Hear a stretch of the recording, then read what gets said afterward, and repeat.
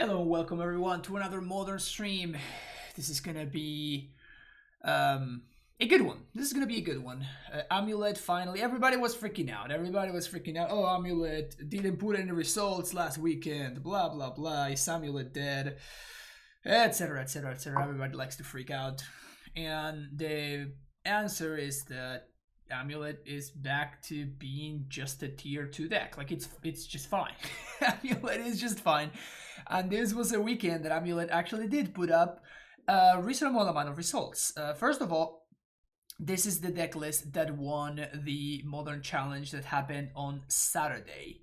This is a list with Adventurous Impulse. It is House was the one that has been pushing this after we talked about this on last week's episode of the podcast. So if you want to check that out, we brought up the concept of, okay, if you think the Dryad is the best thing to be doing in AmuLIT, then why don't you try to maximize the chances of you having access to a Dryad? Which in my mind, it's exactly the kind of deck building decision that makes sense. You know, you want to make sure that if you think that there's something that you feel like it was giving you the edge, then, you know, making deck building adjustments in order to try to maximize that aspect is probably a good idea. Personally, that has not been my experience at all. I feel like I win with Dryad maybe 20 or 30% of my matches. The vast majority of my matches are just won with the Result Primeval Titan that just smashes my opponent's face, and the Dryad is basically irrelevant. But if you do feel like Dryad is the best thing to be doing, then I do think that you know, taking this approach is perfectly fine. I honestly don't know that Adventurous Impulse is going to really help that much into, you know, to making sure that you see your Dryads as often. Like, this is not Once Upon a Time, right? Like, Once Upon a Time was actually amazing at doing this kind of stuff, where it really dug deep both in the early game and in the late game, so you could you really maximized your chances of seeing the cards that you wanted to see, because 5 cards is a lot. 5 cards is a lot. If there's anything that Ancient Steerings has taught us and Tron players and KCI players, is that looking at 5 cards, looking for, well, whatever it is that you're looking, it's a very, very strong effect for one mana. I'm not so sold on looking at 3 cards being relevant, and also I have no idea why the art is like working on some cards but not on another ones. So, like, whatever. But it's an interesting approach. I'm honestly, I'm not sold on it. So that's why we're gonna be playing it today. But yeah, that's the core concept. That's where we're building our deck from. The sideboard is kind of whatever. Like, it's just your average AmuLIT sideboard, so probably not too much to talk about there. But yeah, the rest of the top 8 of the challenge was pretty interesting, with like a weird John deck with like a bunch of Wrens and main deck Lurrus. Like, this is definitely an interesting approach to John. We hadn't seen this kind of approach in a while. We actually hadn't seen this kind of approach in a long time. But just the single lonely Blood Red Elf is kind of interesting. Then this is some actual John Doe. Good old classic John Doe.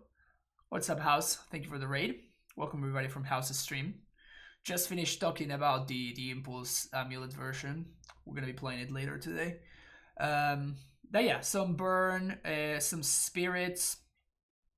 And this is an interesting one. This is a deck that was kind of a meme. I don't remember how long ago. Maybe it was like a year ago or whatever. But it's like a transmogrified polymorph deck that gets tokens with Dwarven Mine. And then it basically flips tokens into Embercool, which is kind of hilarious. You get to do that instant speed thanks to the Fairy. Fire Prophet is kind of cute in this deck because it allows you to like put the Embercools back in the bottom. So it's kind of an interesting card. I really wonder if you can really afford to be playing this card in Modern. But yeah, we're gonna see how it's interesting. We're gonna see whether this deck actually starts to become a little bit of a presence in the metagame. There are a lot of control decks, as we're gonna see in the other challenge. Like, control actually has started putting up results, which is kind of cute. This is just Hammer and Blue Red Prowess, so nothing interesting to see here. But here is where we're gonna see the other interesting thing. So hammer again, whatever, mill, yikes, yuck. And then these are the control decks. Two very interesting approaches and kind of different. This one has like Behold the Multiverse and like Winds of Abandon. It's a little bit, it plays less lands than the other one. This plays 24 lands, this plays 25 lands. But it plays kind of more expensive spells, which is kind of weird. But whatever. Usually I like 25 lands in my control deck, so definitely interesting to see people kind of messing around with the mana base. I think this is just super pretty though. Only 2 forces in the main deck, as opposed to the 3 that have become kind of mandatory at this point. But I do think that blue-white is a good deck. I think that blue-white is actually very, very solid. We have a 1 of Triumph for the Cyber Engineered Explosives, which is kind of nice. But yeah, I'm going to continue exploring blue-white because I have fun with it. I think it's cool, and it's just fine now, as opposed to being either unplayable or completely busted when the four color control decks existed. So when control decks are in a spot like they are right now, I actually enjoy them a lot. Some blue red prowess, and this is where we're gonna be starting today's stream. This is José's list, fellow co-host of the Titan Talk podcast, and I think he was basing his list off of Will Pulliam, and he's going back to 4 scouts in the main deck. Well, actually, this is kind of awkward. Let's actually see the list here. So we're basing the list off of playing Stacy instead of Gracer, because Stacy enables turn 3 Titan by herself without needing anything else if you have access to castles. So we're maximizing on the full 4 castles, all 4 Stacies, and the 1 of Gracer, with more Grixis in their sideboard, which I thought it was very, very interesting. The idea being that when Stacies is bad, you can just very, very cleanly cut the Stacies and add the Gracers, and you still have a very, very nice curve and a substantial amount of ramp, which is particularly important in the matchups like the Prowess matchups and Burns, etc. So this is a very interesting concept. It's a kind of cool idea. The rest of the deck list is pretty straightforward. The only thing that I'm surprised by is the 2 Teleria West. I wonder if you run into some threat density issues in the control matchups or whatnot, particularly when we have access to only a single Cavern of Souls in the entire 75. So not sure how that's going to work out. Hopefully we get paired against the control deck, so we get to see. Though it is nice that we have Stacy against the control deck, so that's always a very, very nice feeling. The rest of the list is just stock, I guess. Can we call it stock? Is it okay to call it stock at this point?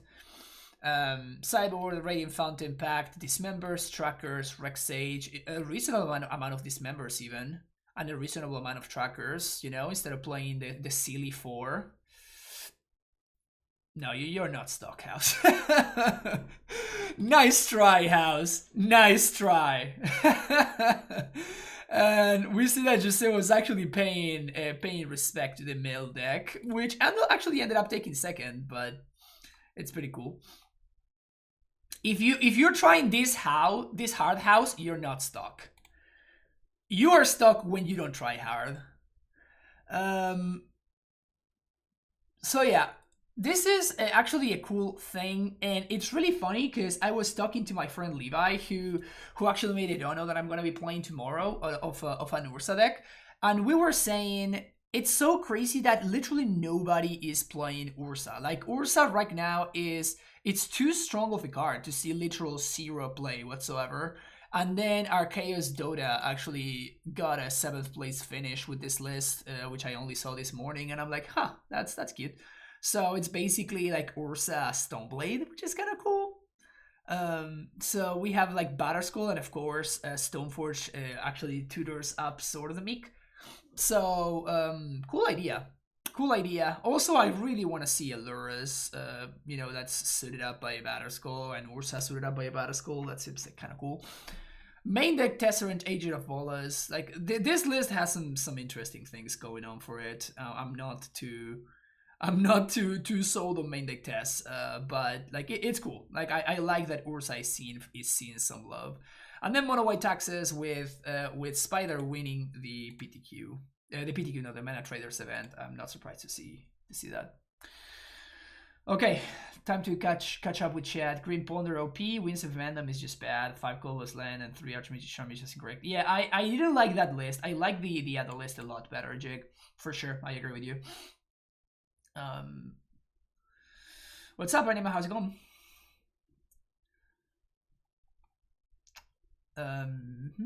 If houses were stock, could you imagine?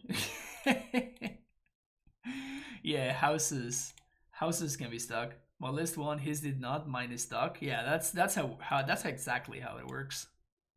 Also, it wasn't your list, right? That person changed a card, so it wasn't your list. I hope to see any particular card in Old Border.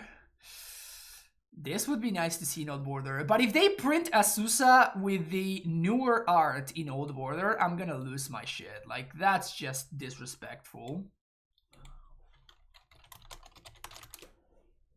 That's just freaking disrespectful, man. Am I keeping this hand on the draw? I kind of want to. If we find a bounce line, we kind of win. We have, like, it's just a little bit redundant. We do have a lot of Dryads going on here. It was your old list. The list I played for a Saturday in front of a first league. Okay.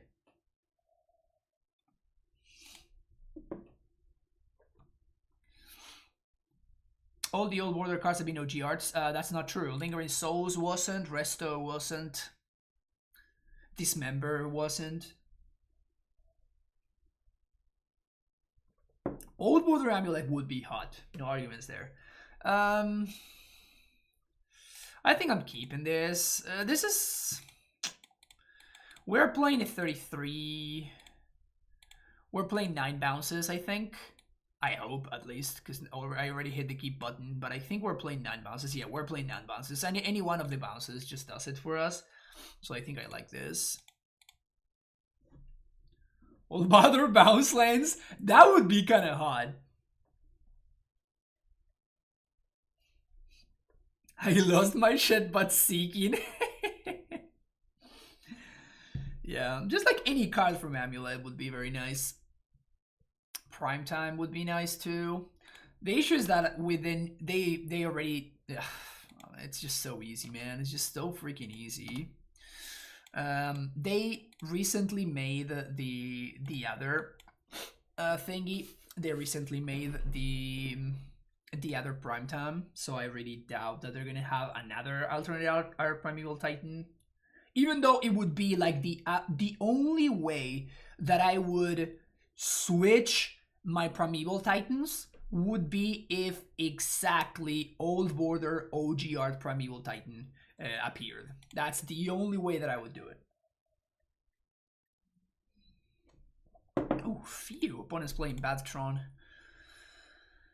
Got scared for a second there.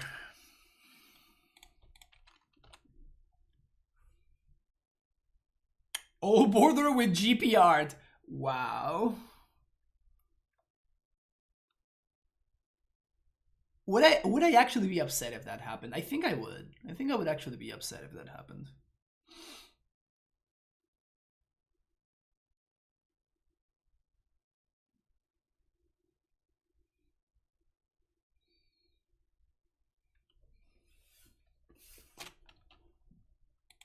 What the actual fuck? Alright, Chad, we got God.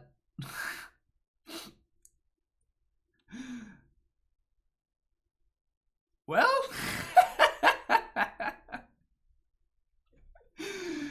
out of all the things that I was expecting to happen this turn,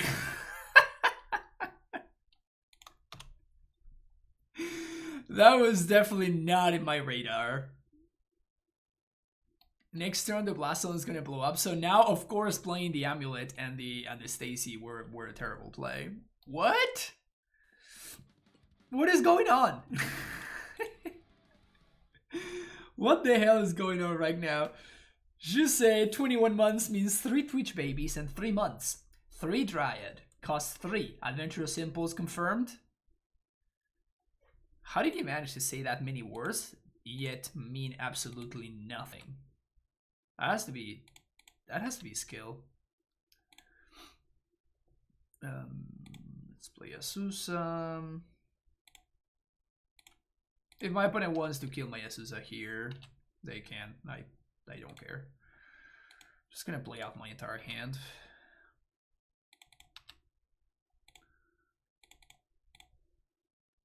Also, I forgot to attack with the plant last turn. Punt.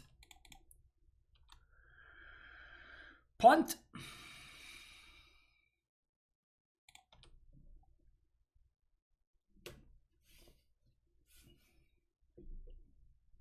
House, again, you need to stop trying so hard, dude.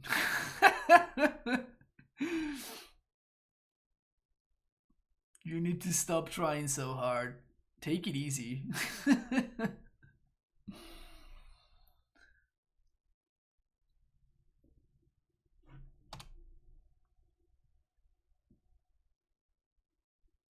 Oh, that's cool.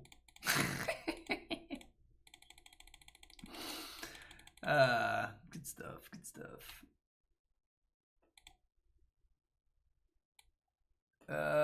One card in hand. Yeah, my opponent can't do shit.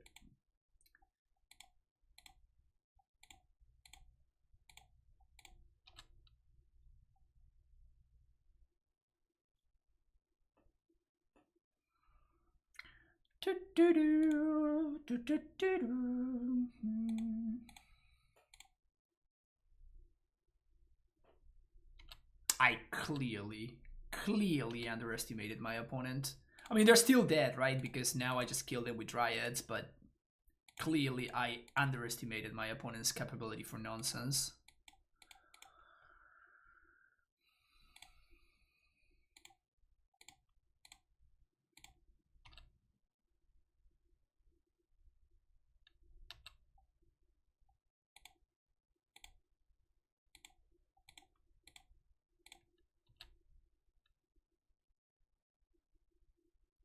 I am so confused. I am so confused on so many levels. Do I use the combat step? Chad, what do you say? Also, I misplayed. I should have Slayer Stronghold on a plant for the extra value. I have no idea what my opponent's doing over there.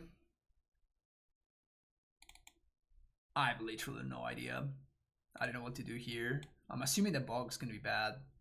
Are you assuming I want back to negation? But like, are they playing Chalice? Are they not playing Chalice? Are they playing... Are they playing Baby Karn? I assume they're playing Baby Karn.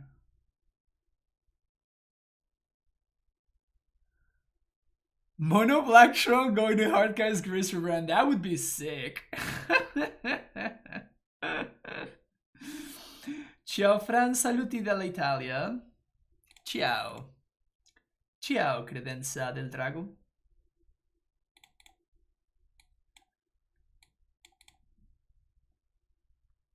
My wife is studying Italian, but I have no idea about the language.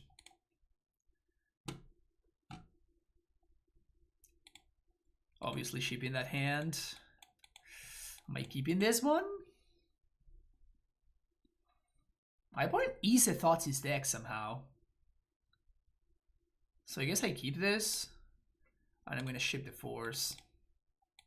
Although obviously if they're playing a Chalice deck, I mean they can't be playing Chalice, right? Like they're playing Thoughtseize, so I have to assume that they're not playing Chalice.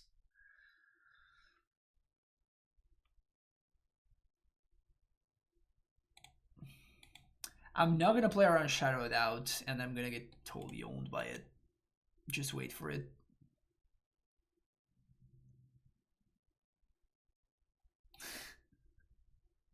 What the hell is going on?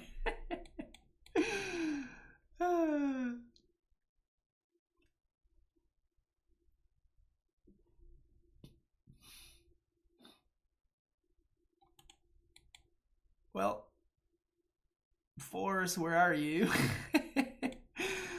Come back, Force. I miss you. I forgive you, Force. Come back here.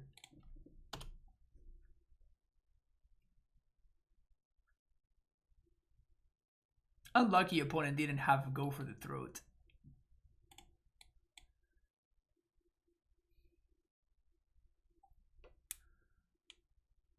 Tron is just too easy for 10. I don't think it's too easy. Like, if my opponent has a big card here, they exile my Boros Garrison and I just lose. Like, it's not like it's easy, but like my opponent is doing some nonsense right now, which obviously makes things a lot easier for us. But if we were playing against, you know, real Tron. Also, my opponent's playing like Talismans and Maze Mind Tomes. Can they even play something like Oblivion Stone? I don't even know. Untap land, please. Bounce land. It's not it.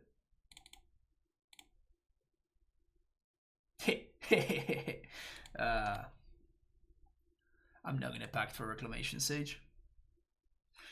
Yesterday I faced 4 Trons at FNM and I just overrun them. I sided out at just the second Ghost Quarter. Yeah, I mean, I'm not saying that it's a bad matchup. Obviously, I'm not saying that Tron is a bad matchup because it is a good matchup, but it's not a buy.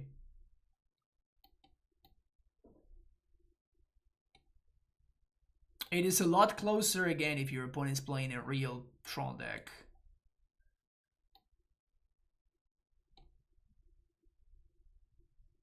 And I'm not saying like it's maybe this is a good Tron deck. It's just it's obviously gonna be a lot worse against us specifically. Like I don't know what mono black Tron's good and bad matchups are. Like that's just not something that I'm particularly well versed in. Field of Ruin, jeez. But I think it's probably safe to assume that I'd rather play against mono black Tron every time instead of just playing against mono green Tron. Even Eldrazi Tron. Sure, so we're gonna get draw stepped here.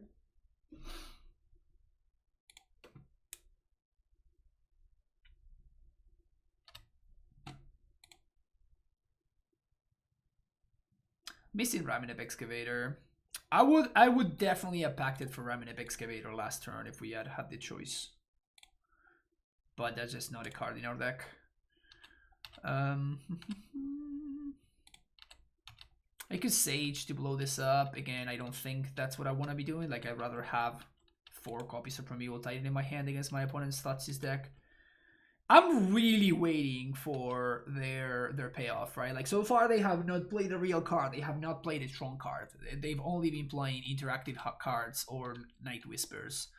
So, also, why would they draw first and then scry? The opposite should be the correct play, right? Urborg into Mind Slush. Yeah, I mean, I don't know. Like, maybe that's what they're trying to do. But I just don't know what their list looks like. Clearly, non-mono blue control Tron if they are playing Swamp and Thoughtseize. Yeah. Again, I understand what they're doing, but I don't know what their deck list is. I don't know what their end game is. Sometimes I forget that I'm from España y sé que podría hablarte en español. Yeah. Yeah, if that's what you wanted to do, yeah. Spanish is very much allowed in the channel.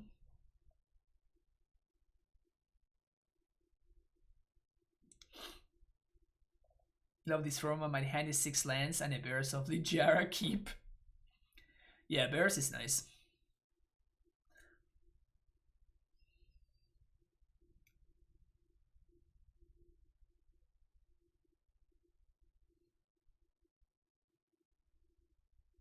What do you got from me, opponent?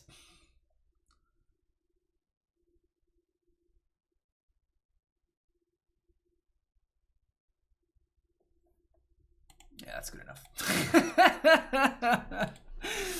That is good enough. All right, I have no fucking idea what my opponent's doing over there. I'm so confused. I am so confused.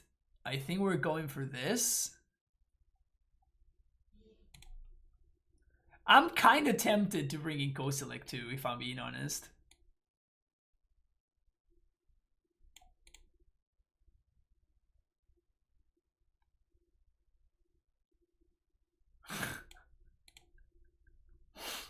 Let's do it.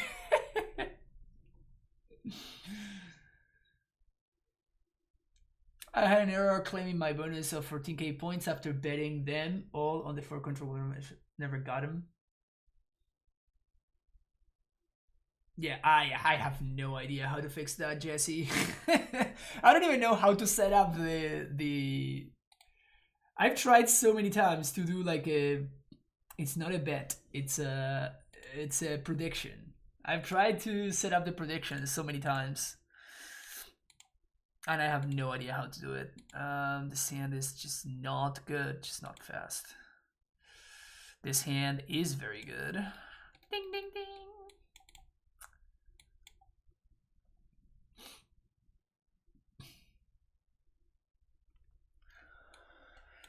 What am I sending? I think I'm sending Explore.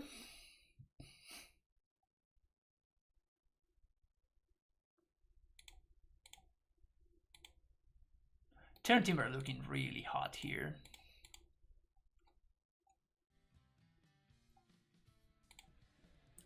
Eat That Betrays. Thank you for the follow. Isn't that a card? Eat That Betrays. I think it's a card.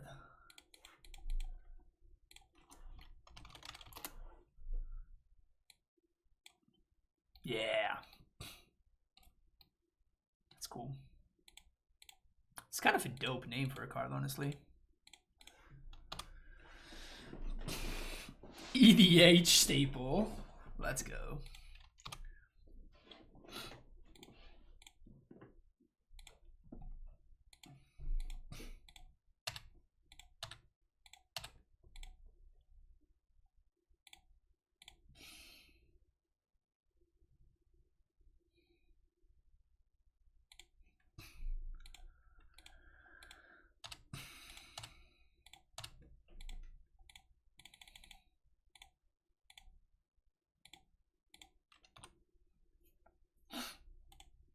Next turn, we're gonna spin the wheel.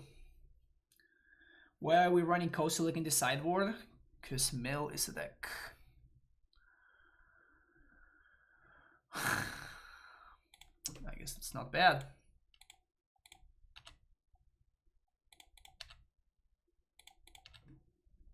Are we spinning or are we just trackering? I guess that we can do both, right?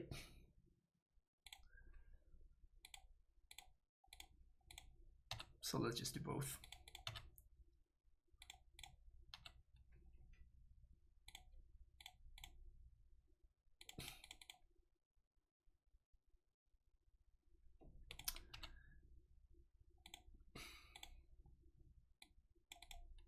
It's not bad. It's not a bad one. Huh. Not a bad one.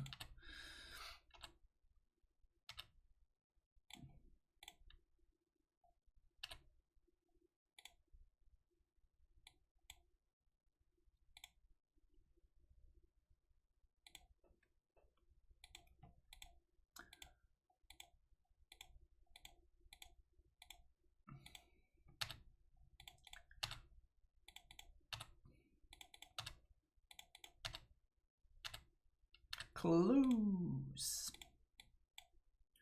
Playing around, go for the throat here. Out of my opponent's colorless mana. You never know. Woof! Almost misclick there. Woof! Dodge a bullet there. Boros Garrison.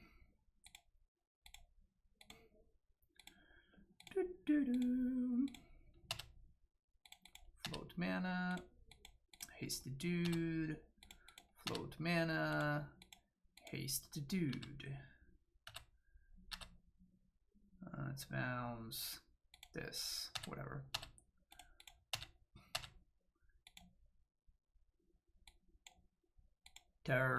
Triggers.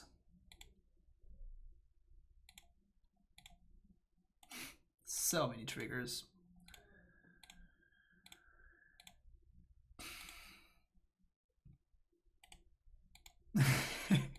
Opponent says I'm letting my girlfriend watch the magic that is AmuLIT. Hell yeah. Let's go.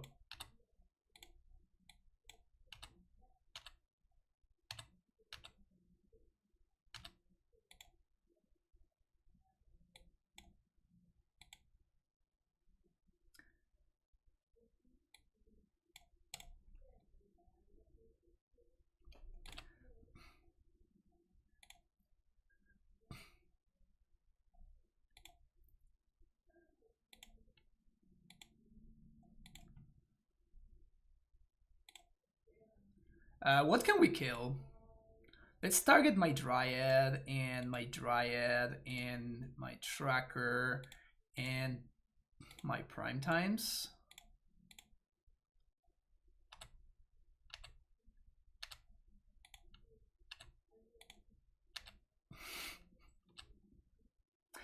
Yeah, I think I want to kill my Tracker. Seems like a good play.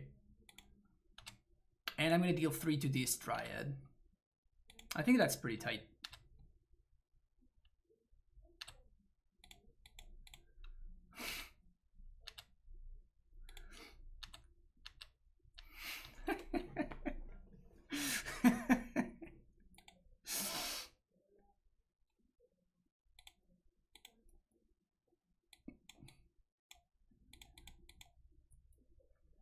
Is this legal? It is legal. Yeah, it's fine.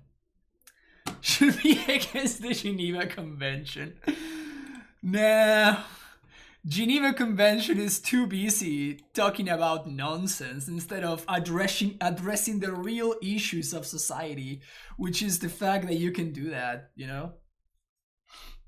Geneva Convention wasted everybody's time.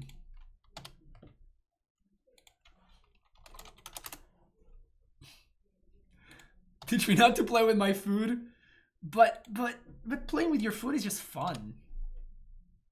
Just good, honest fun. Yeah, opponent was a good sport. Seemed like a nice person. What am I up against? Oh. Am I dead here? Consider my opponent kept a kind of slow hand. I'm assuming that I'm dead here.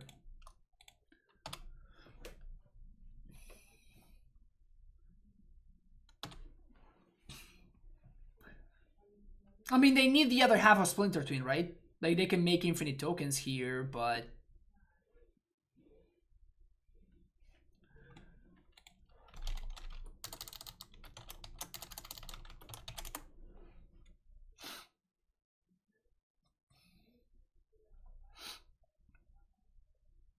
Am I dead if they do it right? Well, I mean, if I untap, I'm gonna kill this noob, right? So they can't go to their end step, and they can't... Like, their upkeep gonna make a bunch of tokens, but unless they have... They need to have either a way to kill my Dryad, or they need to have, like, the other half of the combo to put the guy that actually kills me on top of the deck, right? And it seems like they do have it. Yeah, there you go. So yeah, I am dead. Show me the dude. Slinga Lieutenant.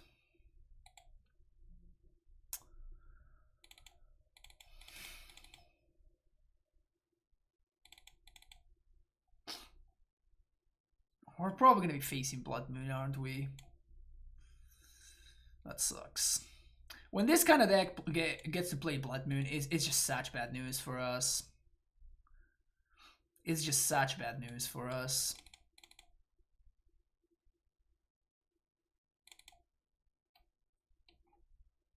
Like, I really don't love having to put Reclamation Sage in my deck.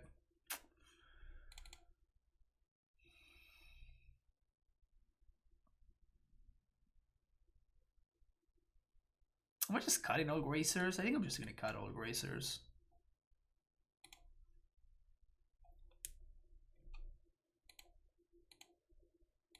Yeah, this is why, right? Like I guess I have to keep this hand because this hand is actually pretty good against Blood Moon, but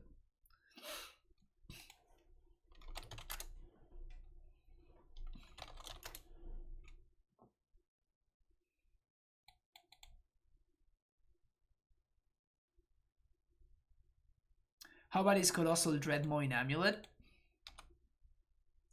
And why do you want now to replace Primetime with it? It's an interesting question. Hadn't really thought about it. But now that I am thinking about it, I can't stop thinking about it. Also, that was a good top deck.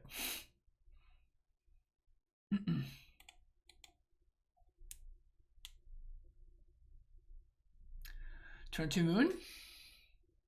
Yep. Got him.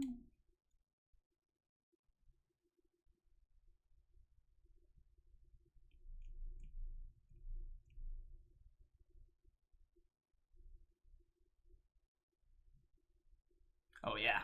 Getting in for the 1 point. Tight play, opponent. Tight play. That's gonna be the deciding factor. That 1 point of damage is gonna be the deciding factor.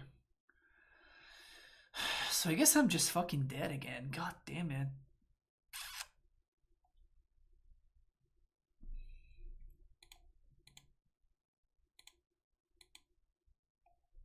We need to find exactly second AmuLIT or Dismember off the top. Pog.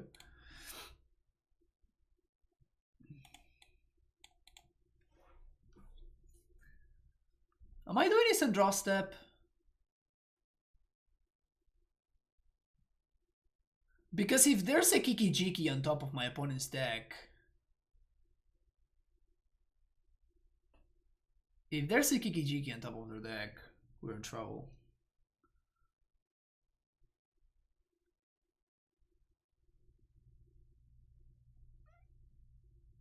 There is Soul Harbinger.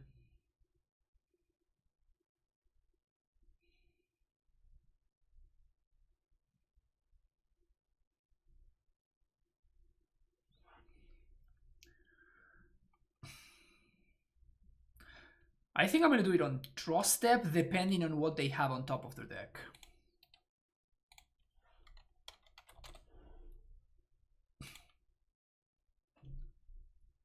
But we don't really lose to Kiki, right? We lose to Harbinger.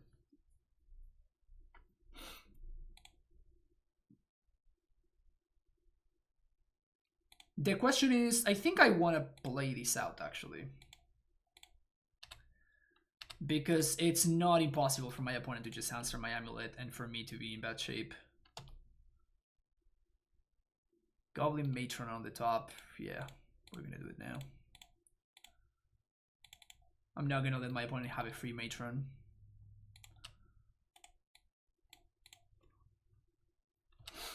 Prospectors, fine.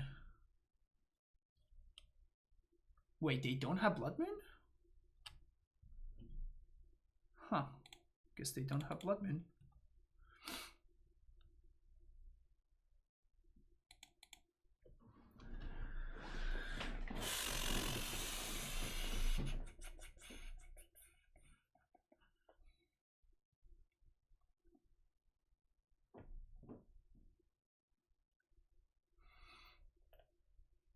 We're on the draw, so Gracer is obviously a lot more attractive. I still like Explorer better than Gracer.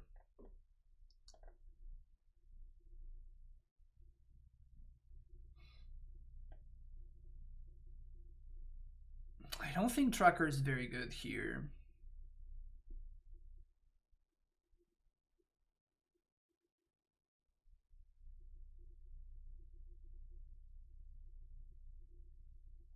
I think I submitted this.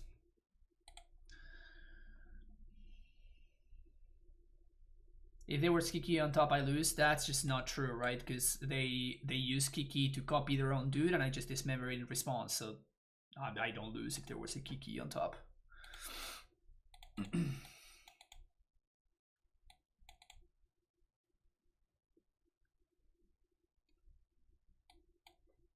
This is a really interesting hand. I'm oddly kind of into it. I think I like it.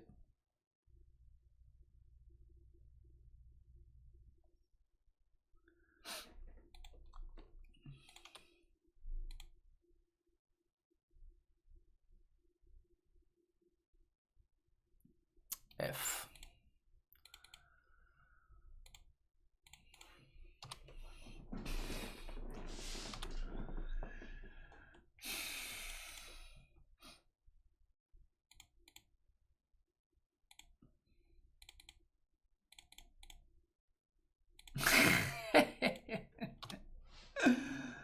That's really funny. That's really funny. We do have access to Rexage, so we can deal with this if we need to.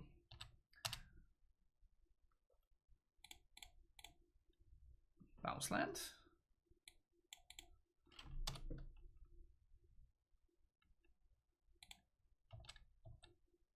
At least they don't have it.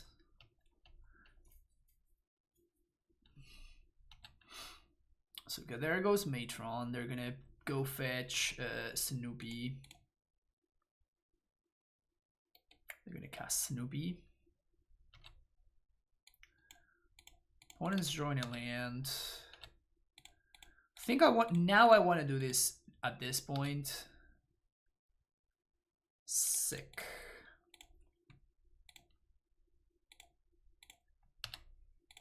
And I could explore here, but I'd rather explore post Titan. So the chalice is kind of awkward though, because the chalice means that I can't really chain Titans.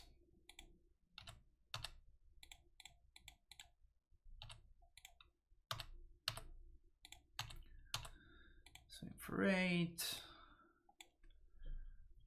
What am I getting here?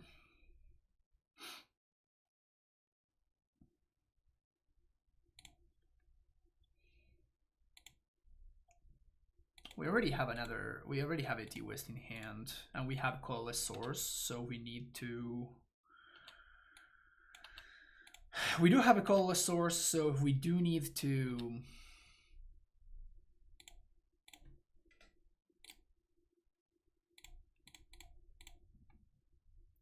make...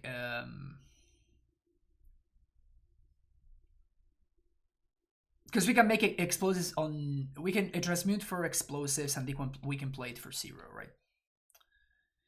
I don't think I want to play this out. Actually, I do, because it's protected amongst my lands, and it can be Thoughtseized otherwise. We're still holding the bounce line in hand. I think we got this. Pact for Rexage to answer Chalice, and 0 isn't really a play though. I know, that's why I said that we would transmute for explosives, play it for X equals 1, but with 0 colors, and then we would blow up the Chalice that way.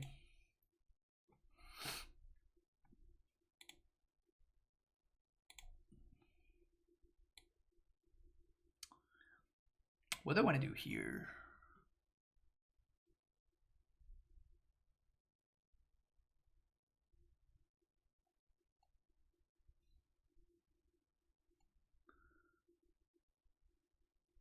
I'm trying to think if there's any way that I can play around removal.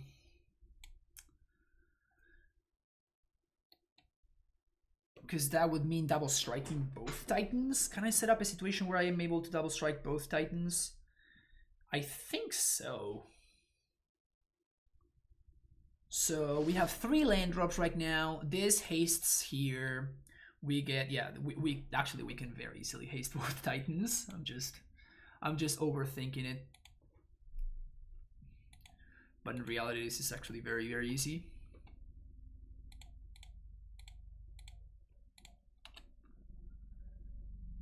So we haste there. Bounce this. Play this. Double strike. Bounce this. Replay this. bounce this or whatever.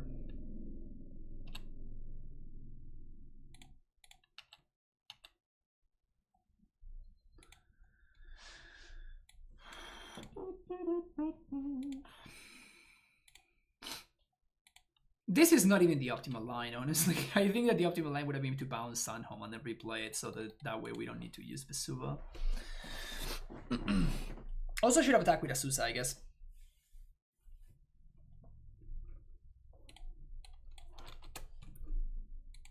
It's fine. Dismember coming in clutch. Old Border Amulet or Old Border Plant token, and why the token? Old Border Prime. Honestly, like my favorite zombies are the Odyssey ones. Let me see if I can find them real quick. Odyssey zombie token. Yes, this is hotness. These are my favorite zombie tokens. The old school from Odyssey. So if we could get like a plant token with this treatment, like with this frame and stuff like that, that would be really sexy.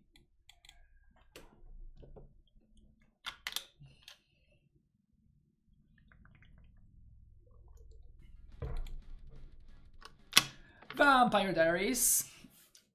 Coming back for the 15th month with the Prime sub. Thank you for the continued support.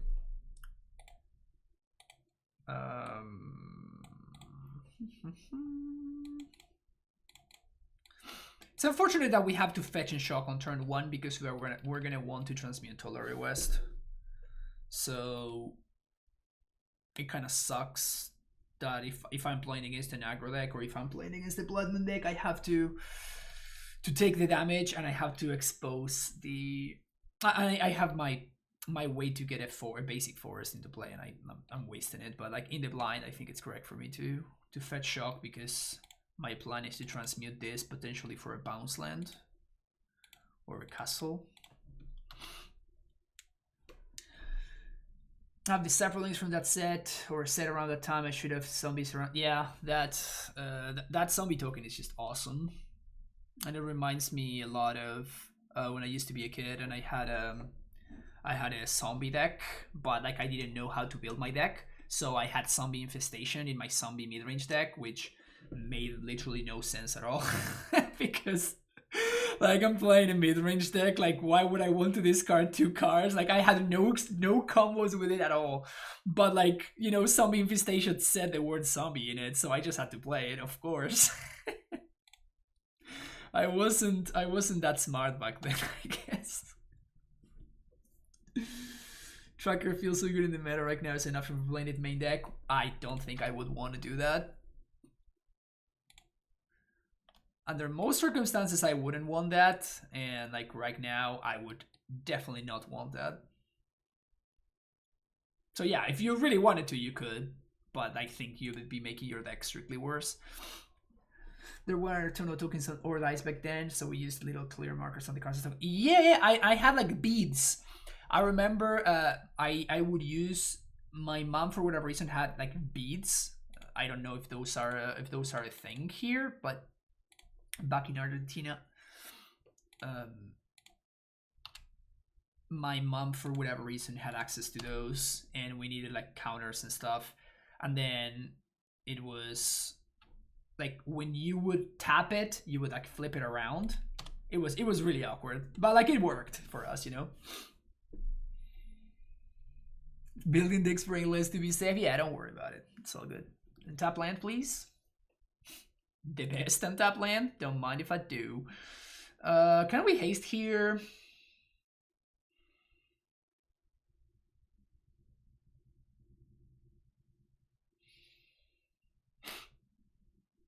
We can't haste, right?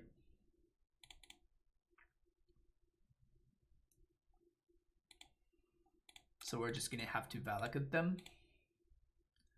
So if I'm gonna Valakut, I want to play this out preemptively.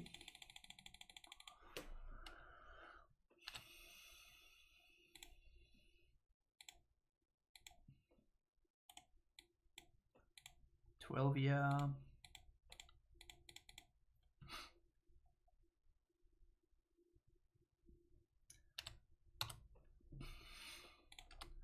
I am biased, but Tracker since main deck will never agree back to me.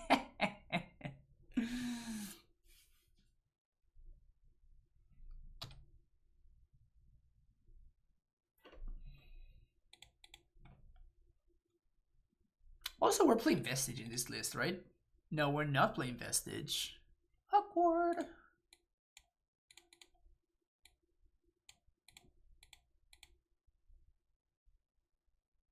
Even if they have Castle, they can't Castle. Like, this game is just over. Opponent, just pack it in. Let us move to the next one. There we go. Back to negation.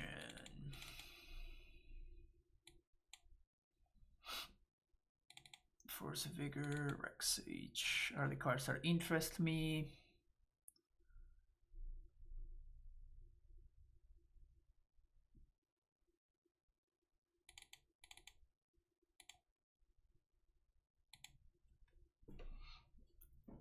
TitanShift getting Titan shit on. Nice. Remember that I am the inferior Titan deck? Yeah, tough to forget. Tough to forget.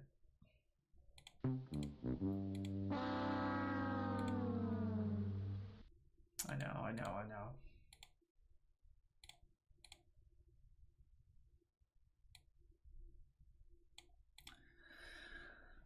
It's cool to see TitanShift making a comeback, though.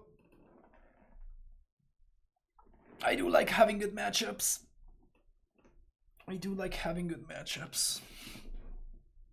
Though, to be fair, the TitanShift matchup is... I think that people grossly underestimate how close it is, actually. How much is it Dono deck? That's an amazing question, Jesse. Fortunately, I have all the answers for you. All of the answers are there.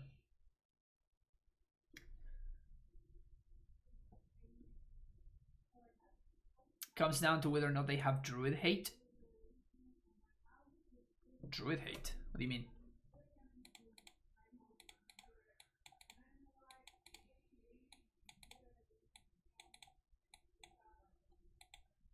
Dryad hate? No, it doesn't come down to that. It comes down to our hand, and if they have ways to... Oh, yeah, no. It actually has nothing to do with that. It's all about like how fast our hand is and how fast their hand is. Because like their hand is going to kill us on turn 4, or at least present an unbeatable board state for us.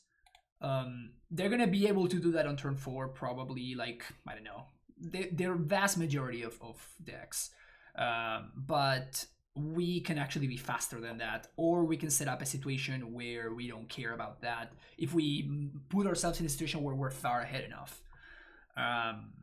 So it's mostly up to us and up to whether my opponent has like damping spheres and stuff like that, which they sometimes do. This hand is very close. I really like this hand if we find a bounce land. I don't like this hand if we don't. I think I'm going to ship it. If I had an Explorer or something, I might keep it, but... This seems actually okay. This one I'll keep. We're going to bottom Borders Garrison. So now we get to Explore on 2. Dryad on 3. Even through Damping Sphere. Yeah, this hand's okay. They move to 5.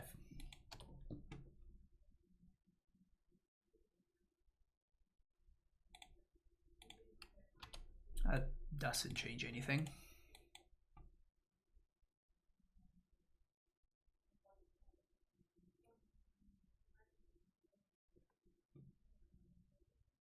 Steven.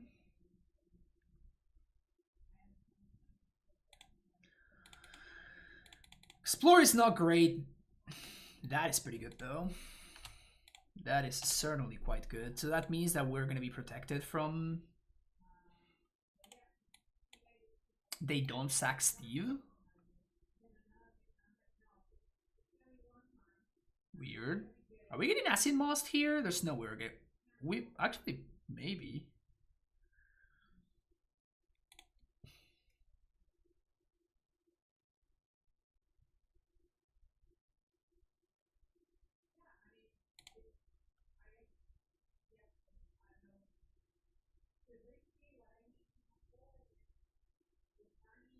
So we can Asusa plus explore here.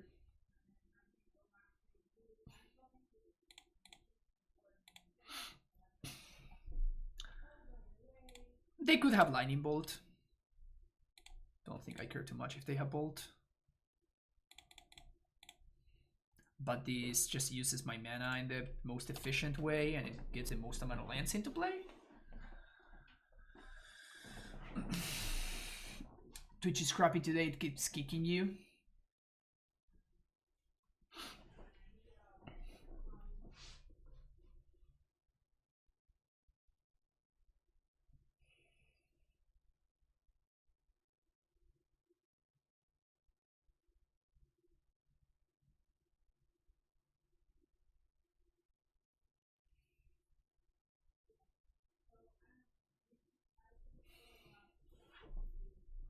This back is kind of hot right here. This is the purple death screen seems to be gone. Purple death screen. Thank you for the follow, Meet Yushka. Actively playing Snow Mountains Gross. Yeah, and the worst art too. Disgusting. Blue. More stuff. Yay.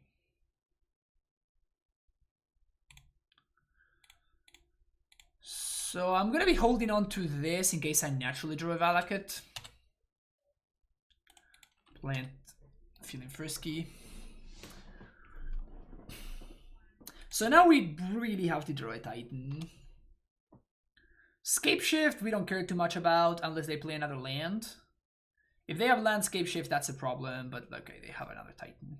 Okay, so we are kind of in trouble. But if they split their triggers wrong, like they have to kill my Dryad here.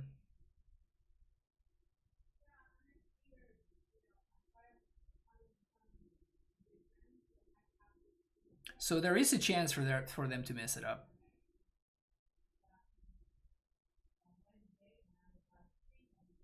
They don't. Still a prime time off the top. Yeah, I guess prime time off the top doesn't do it. We also didn't get it.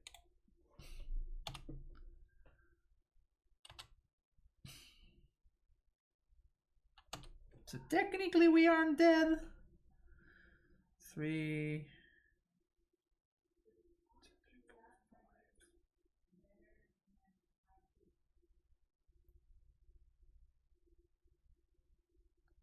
I guess we don't have Dryad anymore, so I should have played the Forest. I might need more mana on the following turn.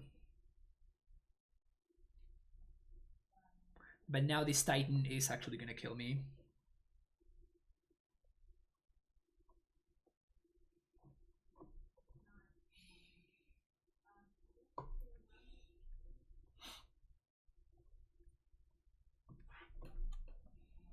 Oh, of course, we're doing the split. We are doing the split.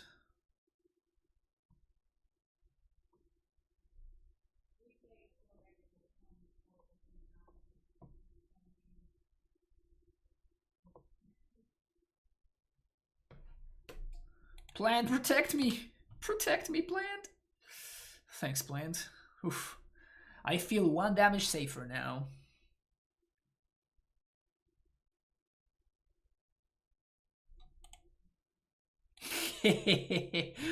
Sure, let's spin. Let's spin.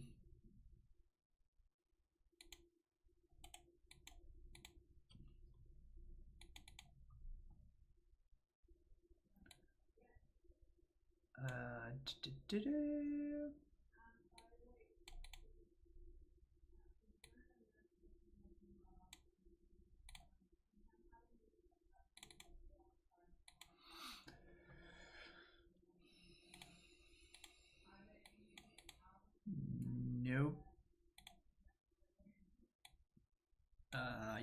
Yep. Yeah, I guess this works.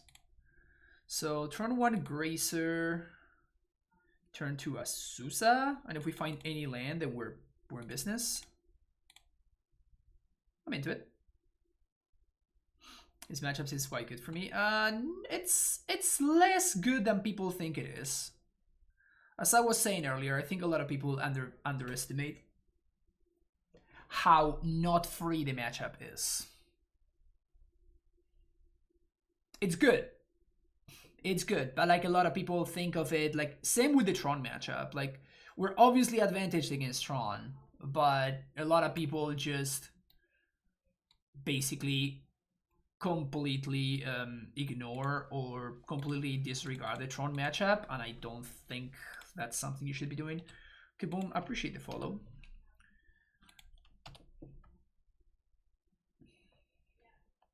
But yeah, it's good.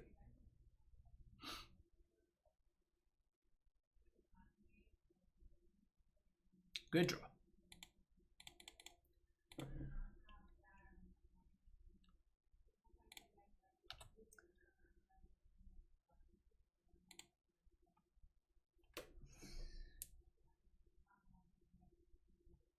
Two, three, four. So if I find any untapped land, I should be able to haste. For each Tron, Chalice, and Zero can steal games. Yep. 100%. I was talking more so about mono green Tron, but like it's the same thing. Like turn 3 Karn can definitely take over a game if it comes down early enough. People think 15% win rate means the matchup is unlosable.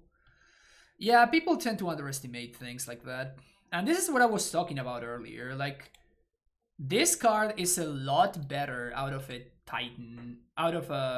the TitanShift deck than out of, well, most decks, honestly. I mean, we can probably beat it here. Like, I'm gonna see what my opponent does here. For 3 mana, there's probably not too much that they can do that I care about. Maybe playing a Dryad would be the worst case scenario for us. And then we can pact on my opponent's end step, find our Titan.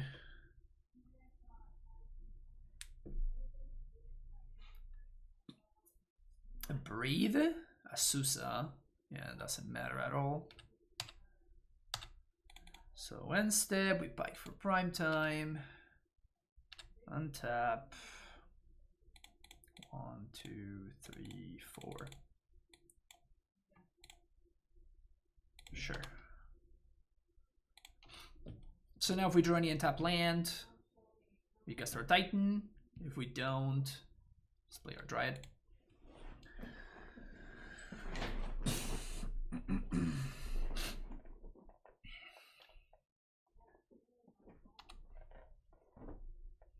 We're not looking bad here though.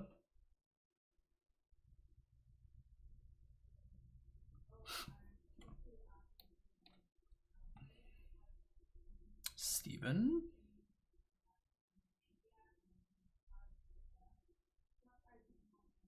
That sucks.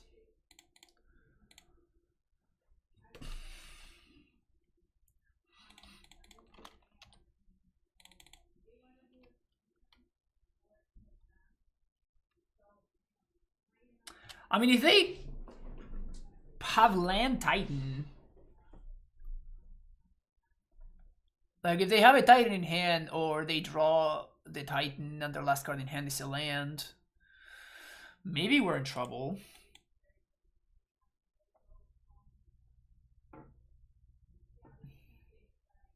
Gen players overrate each of their matchups by 25%. Oh, that's funny.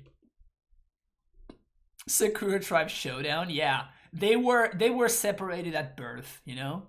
And then years later they find each other in a fight to the death. Facing each other.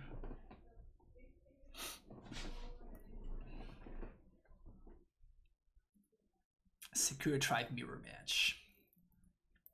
Stacy and Steven are the perfect couple.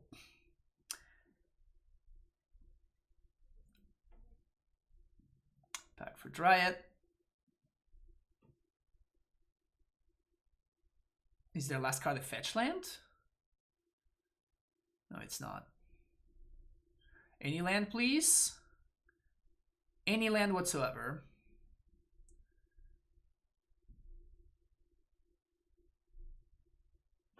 Oh yes. That's any land whatsoever. Awesome. Nice damping sphere, opponent.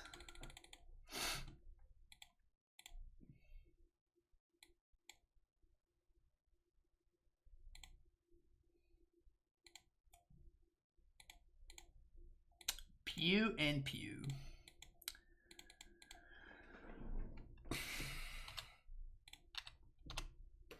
The reason I'm doing this is that the only way that maybe things can work out poorly for us here is if my opponent finds exactly Nature's Claim, because for 1 mana there's nothing they can find. Also, they're tapped wrong for no reason. Whatever. Maybe they Nature's Claim my Dryad, and then I'm left with 2 Valakas that can't do anything. So what this does is this gives me another blue source, so I can attack with the Titan, I can bounce. With a bounce land, I can transmute for a Pact of Negation. So that's the reason to split the cards like I just did.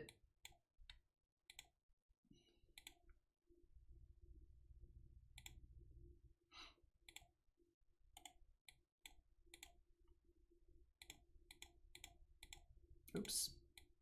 No. Ah! What's going on? Alright, whatever.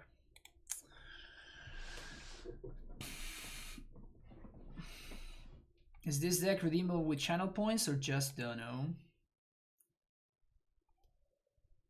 I mean, that's probably gonna be a meme deck.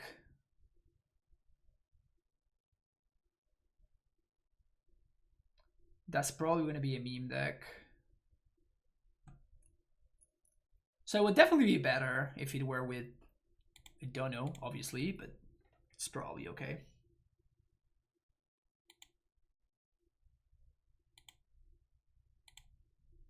So how much is... Yeah, so 150k.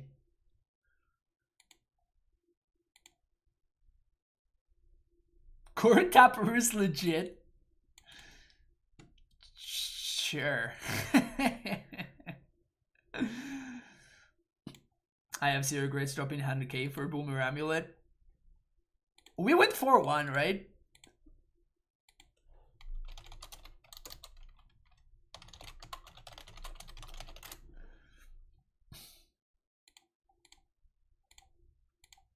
Yeah, this is funky.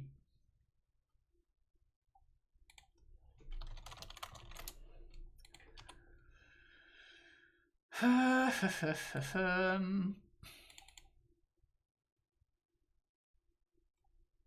have no idea what Spike is up to. Maybe he's playing it around the lock deck.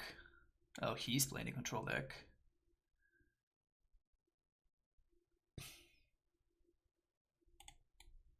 So I guess I should have Dryaded. Should have played Cavern on Dryad. Yeah, I guess he could have Mana Leak, so we're just gonna... Yeah, that was a mistake.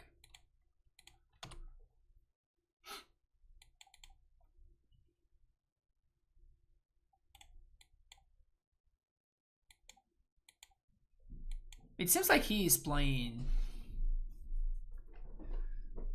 I guess that I don't know whether it's a control deck or maybe a little bit more aggressive deck.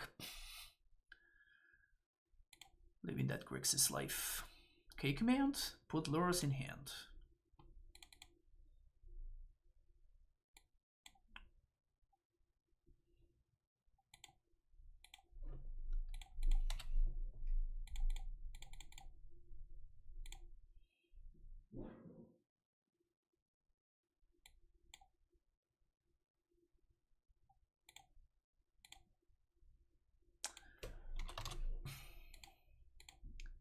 The reason for doing this is if I top deck a Titan, I can actually just cast it, and it's uncounterable.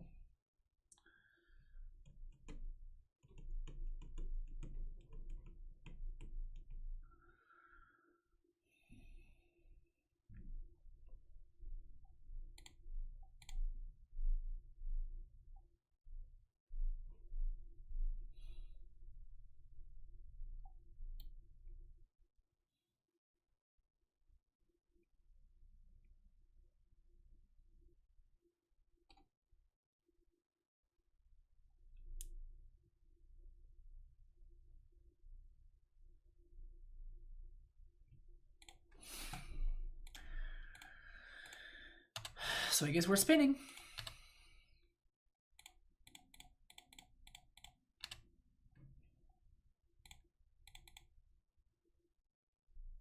Can't drown this, so it needs to be either Manalik or the Wivski. The Wivski!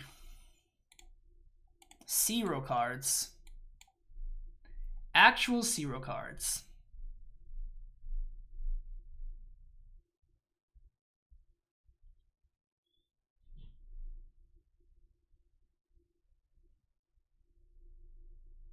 Actual 0 cards.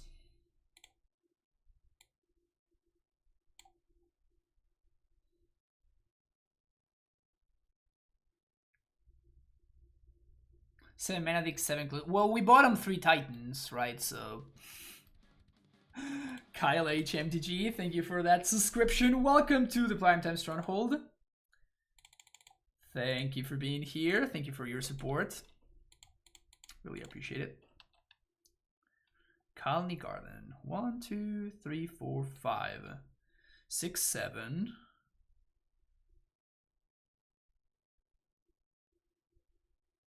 So we can't play around Manalik even if we want to, and I'd rather do it this turn as opposed to next turn, because next turn he's gonna have access to Manalik. To what's his name? To Cryptic. There we go.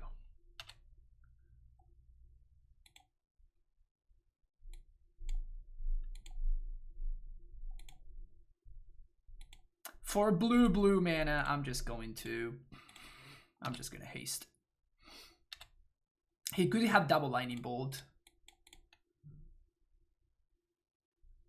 He has double lightning bolt. Brutal. Wow. Wow, that's devastating. He did have the double lightning bolt.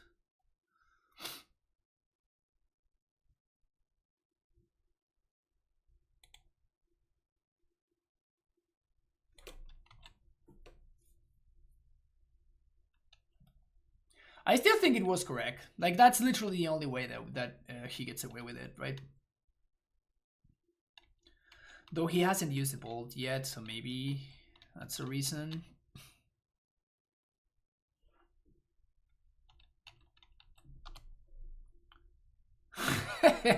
Plan token keeping Lurrus at bay. Let's fucking go.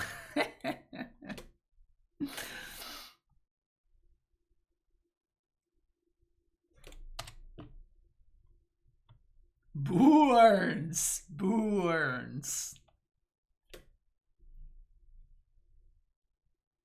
Not my plants.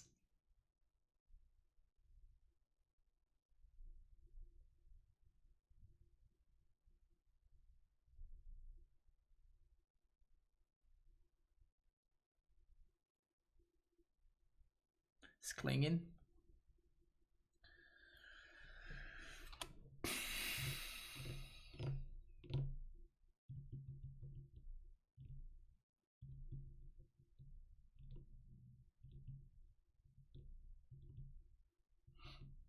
Does Grixis Shadow still run the stroke in the sideboard? I don't even know what the Shadow list looks like today.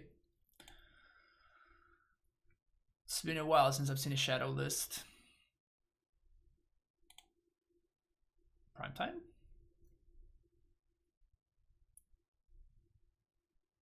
Awkward.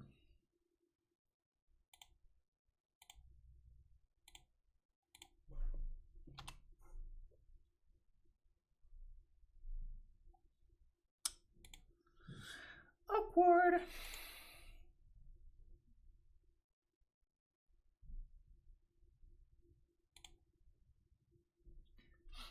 At least they're he's cleaning himself. I guess that's something I can say. At least, oh, okay. Well, now that's a lot more threatening. That's a lot scarier. Why not Vesuva on blue source there? Because Vesuva is gonna be copying Cavern, so I have Uncontrollable Titan.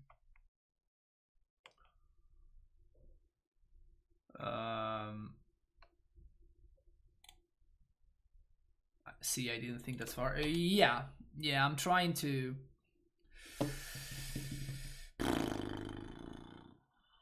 Well, I'm kind of screwed here. Damned if I do and damned if I don't.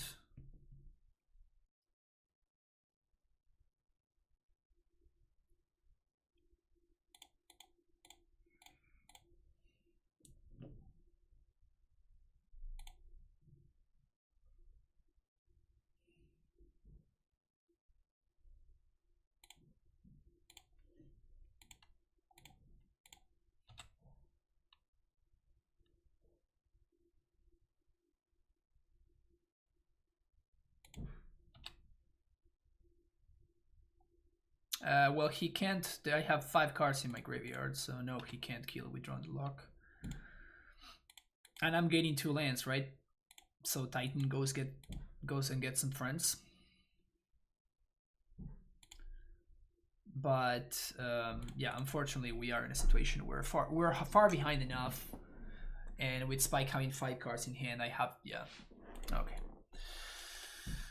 So for Speeching Leak.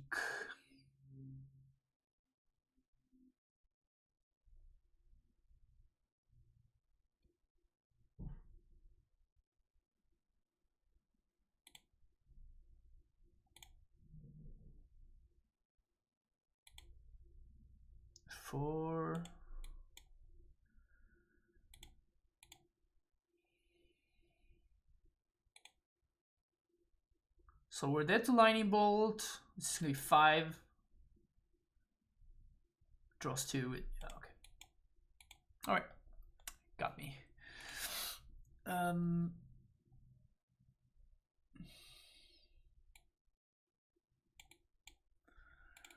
No, not that one. These ones. I'm okay with 1 explosives. Probably don't want the second one.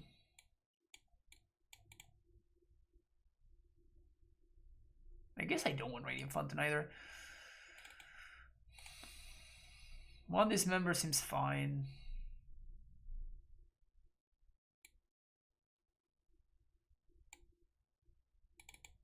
Maybe 2. Maybe those should be explosives. Yeah, I guess this is fine. Miss the opportunity to give it a plant haste, so let Spike kill you with it. I mean, he would have been able to attack with it if he wanted to.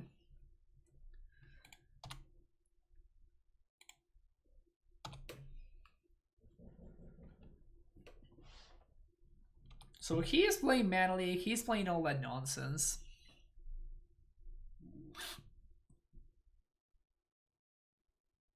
It's a fast Sprite Dragon. The good thing is that if we find the bounce land, we get to counter attack with a Primeval Titan here. So if there's a bounce land, we probably win. It's not a bounce land though.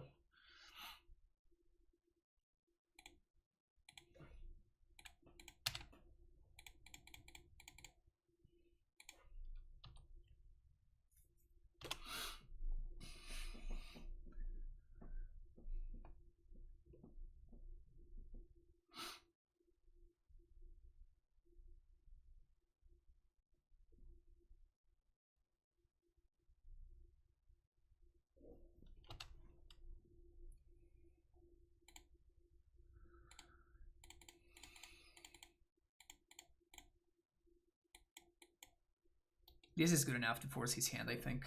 Yep.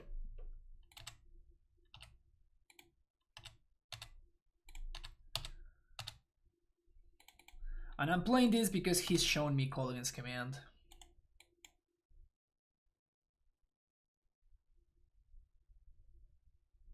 Snapcaster Gusto sucks.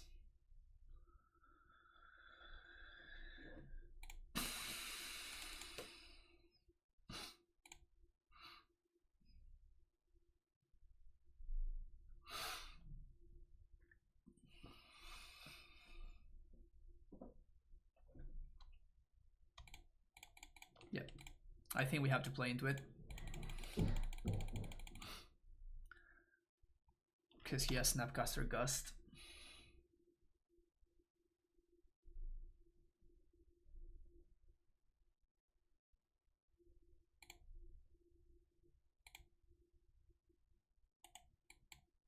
And I think Titan is enough to win, so I'm just going to block the snap.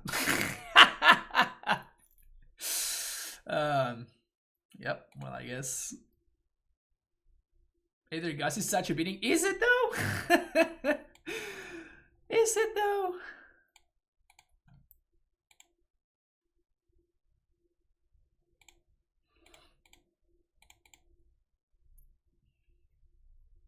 Yes, yes, yes. Yeah, I mean, it kind of is, but at the same time, it also kind of isn't.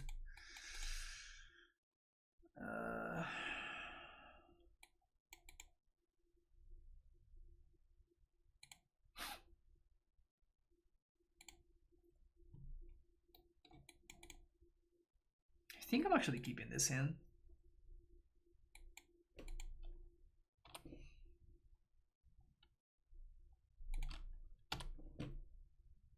I blink what happened. I had it right in play and Spike couldn't beat the Titan.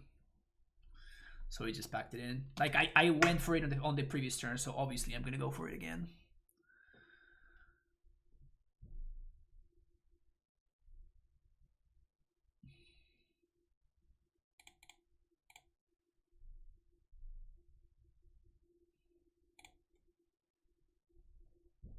I guess this helps me cast Dismember.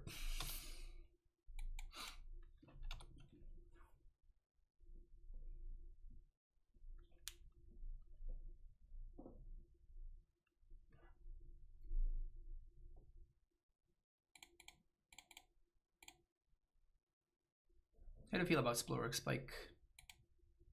So that's how you feel about it, huh? Good to know that's how you feel about it.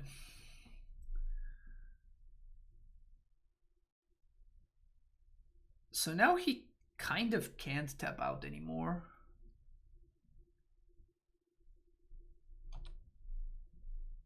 Why is that still a deck? I mean, I think that Spike is just such a good player that he can make anything work.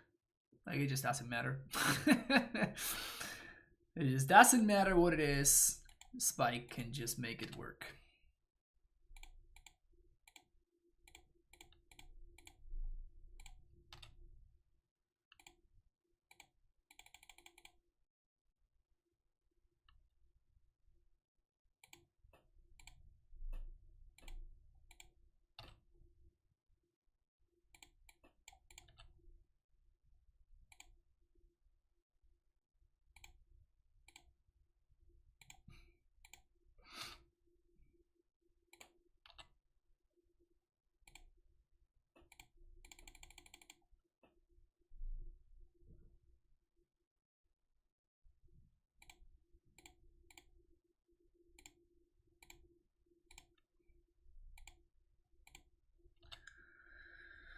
So he doesn't have access to Snap Snare.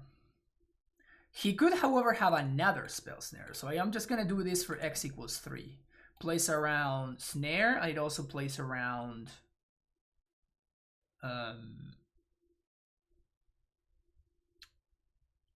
place around snare and disdainful stroke.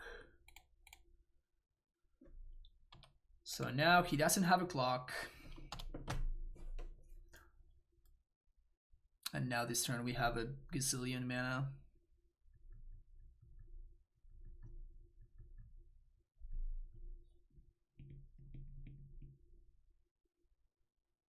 We can just double Titan. Sure.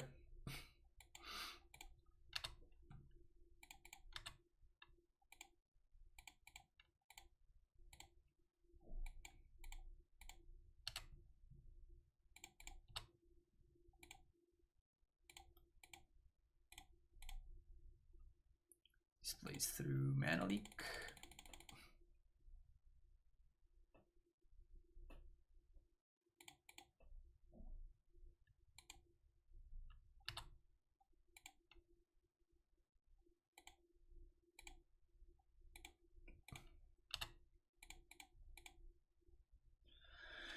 GG Spike.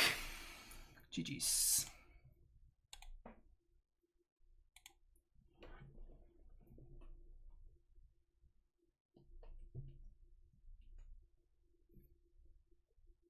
Spike could win with a ham sandwich, I believe is the quote. Yeah, that sounds accurate. My streamer. I think that was his last game of the stream. Sweet. Can we get that 5-0? It's a nice opener. I mean, I guess call it nice maybe is a little bit of an overstatement, but it's an okay opener. How are we for now with a dead deck? Death is a state of mind.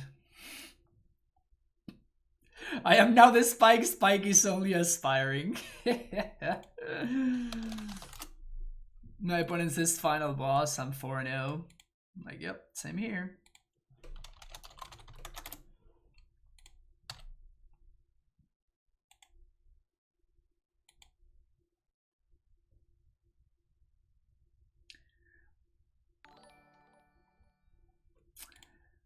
Hello, welcome everybody from Spike's stream. How's it going, Spike? GG's earlier. It's weird, right? Like, without Mystic Sanctuary, that Aethergust card feels a lot more beatable now. It's like that's how it was intended. Completely wild. But yeah, thank you so much, dude. Appreciate the raid. How's that Grixis deck? Cause I've been eyeing some Grixis controls, like blue-black / Grixis, like what you were doing earlier today. I'm kind of into it. And I want to see if there's something like that. And I was messing around, even in the room metagame, I was messing around with some Lurrus lists that I did play on stream. So I'm definitely interested to see how you felt that. Like, my lists were all a lot more control oriented rather than sprite dragon oriented, but you like the Grixis Dragons deck? That's nice. Hellion and Spaz, thank you for the follows, by the way. So let's start here, because if we find the Dryad, we can actually play that. Now we will... this is interesting. I think I actually don't want to explore, because if I explore here, then I'm forced to play Stacy, and if I don't draw anything, because I definitely want to play Stacy this turn because I want to play a blocker. But what this does is next turn I can Titan with the AmuLIT already in play. So my opponent, I can either chump block the Swift Spear, or my opponent needs to use like Searing Blaze or something, which is a much less efficient burn spell to go face. Which means that I'm not as likely to be dead, and then my Titan can potentially stabilize and win from there. The spiciest of squirrels with the prime sub, that's awesome. Welcome back for the 4th month, squirrels. And thank you for the follow. Thank you for the follow, DJ Gray MTG. Squirrel Titan. Imagine being him on, knowing literally every meme command. Yeah, it's tough to keep up with them.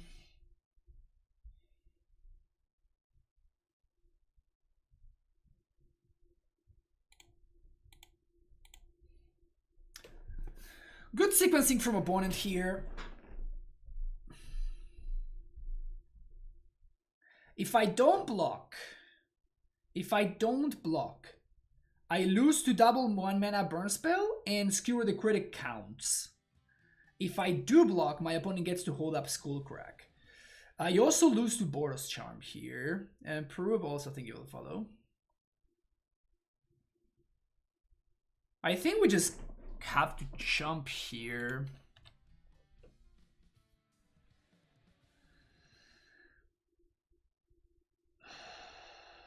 If my opponent has double Lightning Bolt, exactly. Oh. Alright, sweet, that makes it easy now. So I think that this is now lethal. It's my opponent's at 16.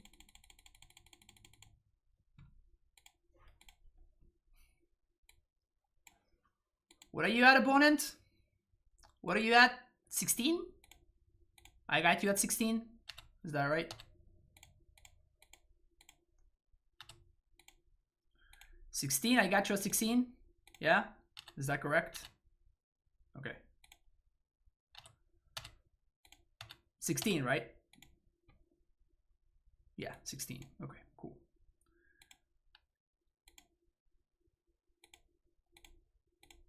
You know how much 8 times 2 adds up to? I'm not very good at math, but I know what 8 times 2 adds up to. Alright, burn. We want Gracers. We want Radiant Fountain, Cut Bog. Oh shit. We don't have any... We don't have any Bailoths and stuff. That kind of sucks.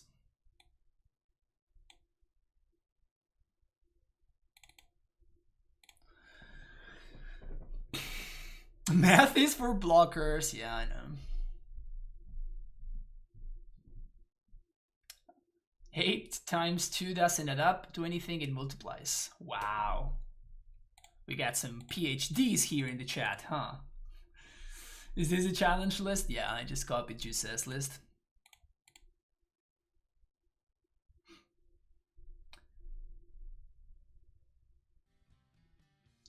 And Singman, thank you for the follow too.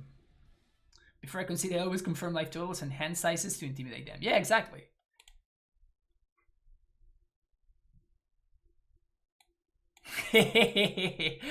Oh man, if this were a Dryad, I would snap this off, but gotta ship it. We gotta ship that one too.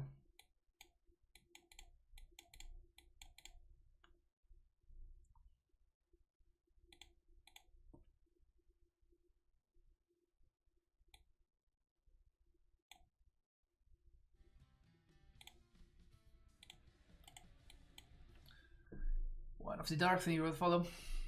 Yeah, this multi-5's not looking great. Explore's not bad. Explore helps.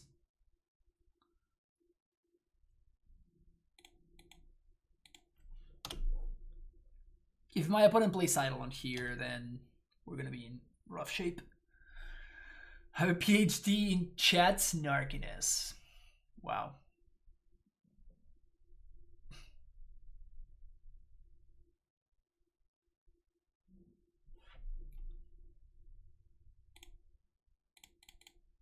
Honestly, how unlucky can somebody be?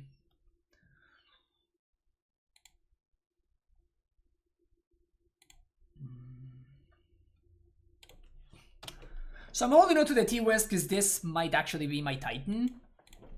And I'm obviously holding on to the Radiant Fountain because of Skullcrack purposes. But we're gonna see whether I get punished here.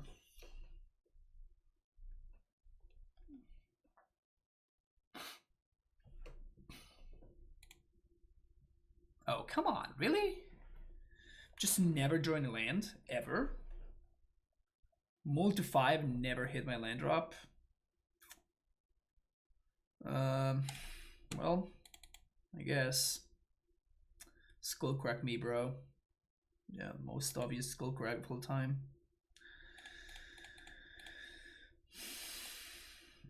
And I'm just gonna play the Tolari West here. We need, like, if we top deck a Titan, we need to be able to cast it, so I'm probably just gonna die. I'm obviously blocking this Gobo.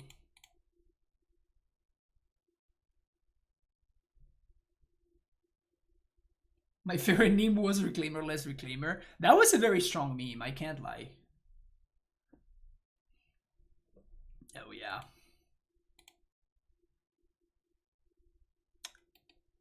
Please don't bring this card against AmuLIT.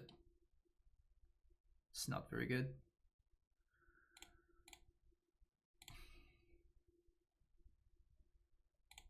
Well,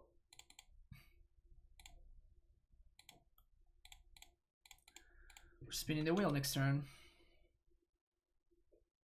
So I have to assume the last card in hand is a path. Imagine if that were a burn spell, or if this had been a burn spell for that matter. You think path is bad to use it even against Titan? I think path is just unplayable. But in experience, people who are not so experienced playing burn try to really overvalue killing Titan. I mean, this is not a very obvious matchup. Like, this is not a straightforward matchup by any means. So I don't expect every burn player to know how to play against AmuLIT. But this is, in my opinion, this is just worse than any other sideboard. And just any card in your main deck. This is just worse than any card in your main deck. The way that I lose to burn is when they get under Titan. Not like, if I resolve the Titan, you're dead. If I somehow got to a point where I have a Primeval Titan in play, your chances of winning are very close to 0. Or you win on that immediate next turn because you Skullcrack me and you get away with it, you know?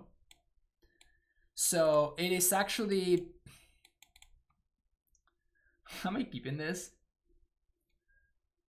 Like, it's kind of hilarious, but I guess I keep it because I have Fountain.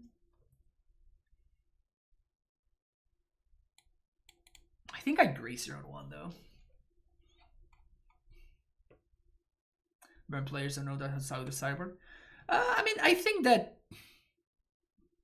that's just not true. Like, there are burn players that are very experienced with the deck, and in consequence, they're very experienced in a wide variety of matchups, and they know which cards are important and which ones are not. So when you as a burn player put Path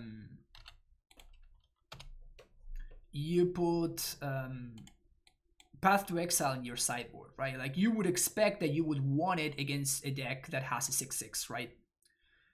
It kind of makes sense from that. But what that does is it actually ignores how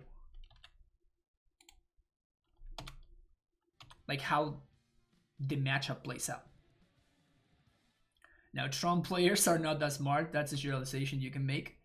I mean, I wouldn't make it a generalization about it. It's just a matter of... It's just a common misconception. Ah, man.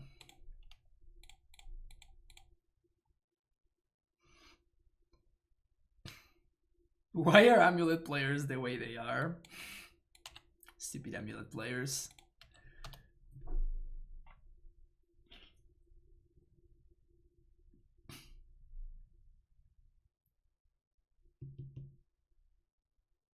The funniest thing is how this list actually has more green sources than your average AmuLIT list. But we are managing to dodge all of them somehow. Like, all of these are green sources. This would even be a green source even. So we have 24 green sources. 24 green sources. And we're just managing to dodge all of them.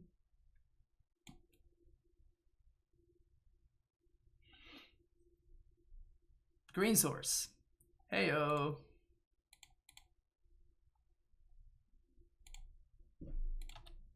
Oh. Well, I was not going to attack with Gracer anyway. So what I'm going to do is I'm going to play Stacy. And we're going to do this super sweet Stacy trick to play around Skullcrack.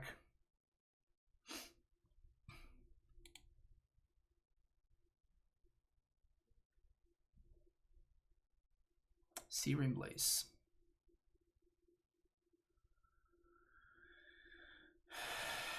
Awkward but fair.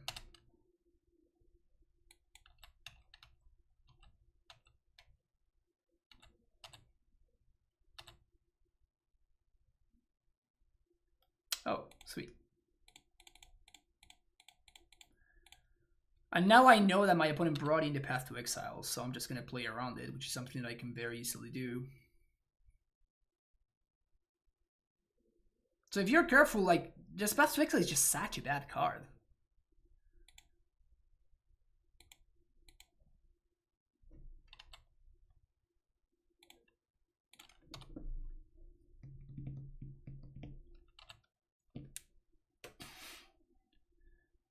be fair, you have to have a really high IQ to understand AmuLIT. I don't think that's true. That's another very, very common overstatement. AmuLIT is not as hard to play as people make it up to be. Sure, there's a lot of like sequencing and thinking and like playing a couple of turns in advance. Like there's obviously a lot of stuff that's going on with AmuLIT. Like I'm not saying that it's a particularly easy deck to play, but people really overestimate how actually not so hard to play it really is.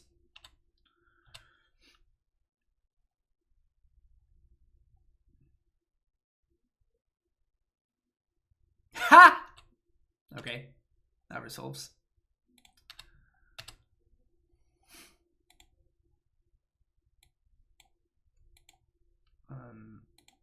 Again, over sideboarding.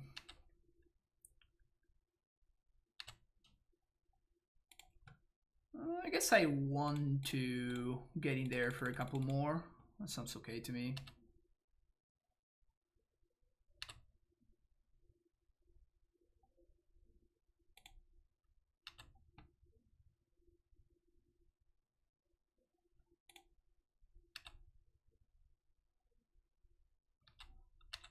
Here we go.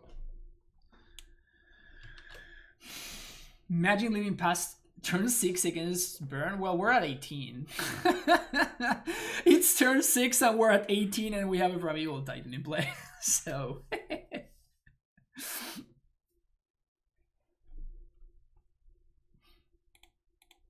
so there's that.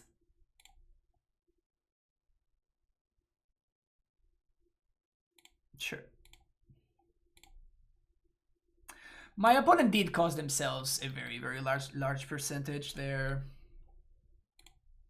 Okay,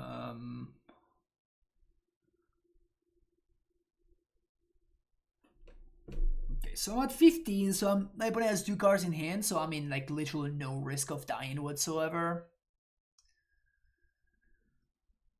So I might as well prime time again. Worst case scenario is my opponent has what's the name? Deflecting Bomb. That's a card I haven't seen in years, but like that's the actual worst case scenario, and we still don't care about that. Yeah, Deflecting Bomb doesn't do shit. Because if they Deflecting Bomb, then they can't stop me from gaining life, right? So it still doesn't matter.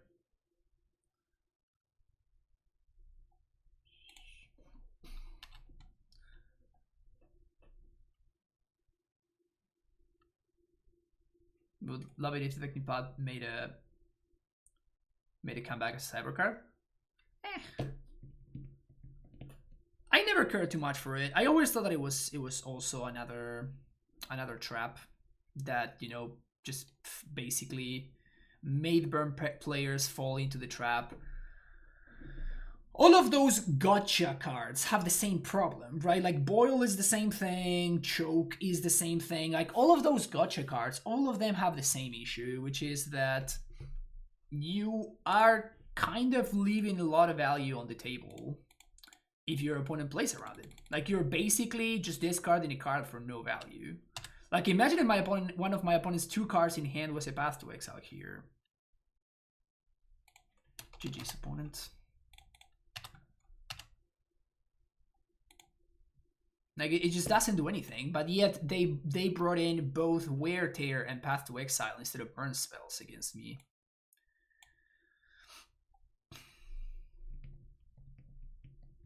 Played against the Bonza player who once brought in 2 boils and 1 choke when I never played. Yeah, that's the thing. It's just like you're not only that, but you're also kind of putting yourself in a situation where you are just never able to answer a Dryad, for example. Or in this case, you're put in a situation where, okay, I can't Skullcrack because like I have to pass the Titan so I don't get the trigger. Or I have to... I don't know. Like I have stabilized very many times at 5 life and with my opponent with 2 cards in hand. And then they... like their 2 cards were smashed to smithereens and I never play an AmuLIT and I never and then like it path to exile, and it's just like, sure, like you path my Titan and that Titan finds another Titan. So I really don't understand why people do that. Like it's a logical thing to do, but it just ignores how the matchup actually plays out, which I think it's a common mistake. Well, it's over 9,000. Thank you for the follow. See what I did there? See what I did there? Although it's about 9,000, it's not over 9,000, so that's bad. I wish they would fix Vintage Golf so it shows your wins. It's like actually I think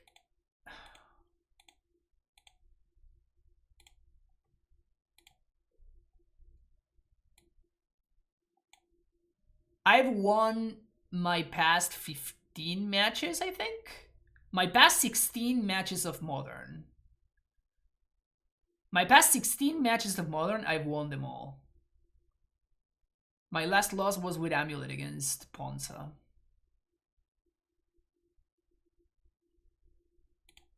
You could say I'm on a tear. You could say I'm on a tear. And you would be correct. Yeah, this list is nice. We didn't play against any prowess, which is where I think that this list might be at its worst. So I'm not sure how much I feel how I feel about that. Also, I'm not sure how I feel about the third copy of Tracker. Like it's nice. Like I definitely like Tracker right now. I think the Tracker is right now the best it's been in a long time, but I still don't know how good it actually is. Also, I don't know how I feel about the two Gracers. Like they're super weird in terms of they're just very difficult to evaluate because in many matchups you just don't want either of them. You just don't want Gracer and you don't want Stacy. Like if you're getting paired against John or something, like you just want all of the 1-drops out of your deck. And then at that point, like you're just wasting sideboard slots on 1-drops when you could have impactful cards in there, like for example Obstinate Bailout and stuff like that. And what you're gaining is you're gaining value from Stacy in the matchups where Stacy is good, which are actually not that many right now.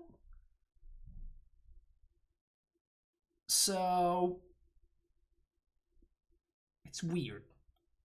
It's weird.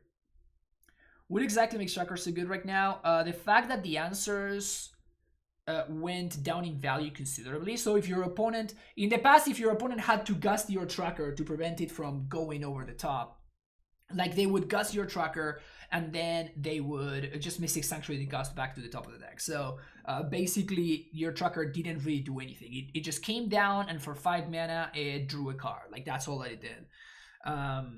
But now if your opponent needs to use a gust on a Tracker, like that's actually a pretty big cost. And not only answers have become worse, by answers I mean Mystic Sanctuary, but also Tracker just lines up very well against the cards that people are playing now. Like Tracker lined up horribly against Omnath. It lined up horribly against